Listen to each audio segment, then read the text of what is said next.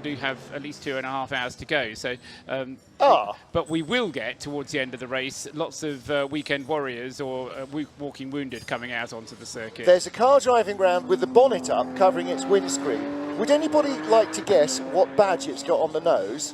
It'll be a blue and white. It will be a blue and white Munich Roundel. It's the number 74 BMW M4 GT4. Rudy Adams is a danger to everybody and especially to himself because he was there at Tiergarten. He literally could see nothing. He was zigzagging between grass and grass across the track at one of the fastest parts of the circuit. And he's going to drive into the pit wall. Oh. He drives straight into the end of the pit wall because he couldn't see where he was going. And now the car is jammed in the barriers that protect the end of the pit wall. And he is blocking the pit entry. I saw Hindhoff drive into a skip like that once because he was blinded and he literally drove into the skip just like that. Pit lane, what pit lane? Remember when you did that, Hindhoff? It's easy done. It's easily done, isn't it, mate? Oh, Hindhoff, man. Especially when you can't see.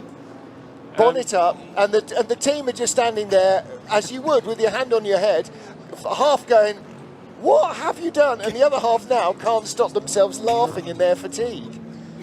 Yeah, for the benefit of people who didn't see the pictures that we weren't describing terribly well. Oh, well, I thought I was. We're on radio that, Paul.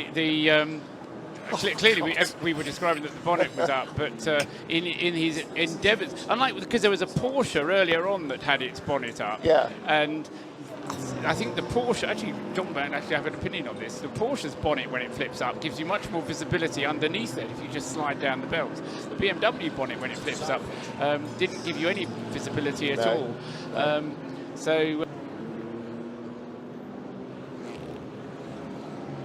and had its comic value certainly, but bearing in mind what the driver was trying to do and the amount of visibility that he didn't have, it's easy to see somebody with blindfold on making a fool of himself. It's really, really lucky that the track behind him was very empty. If any of our front runners had been coming past or coming up behind him, then there would have been a really massive shunt because he literally had no idea where he was. He was veering literally from grass.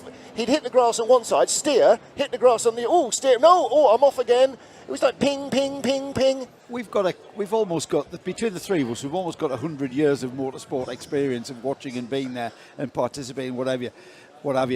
I have never seen that before. I've never seen the end of the pit wall hit so like slowly. That. Yes. It was the inevitability of it was just, I just knew he was going to hit it. He couldn't not. There was a Le Mans 24 Hours in the early 2000s when the bonnet flipped up on a Porsche in the GT class on the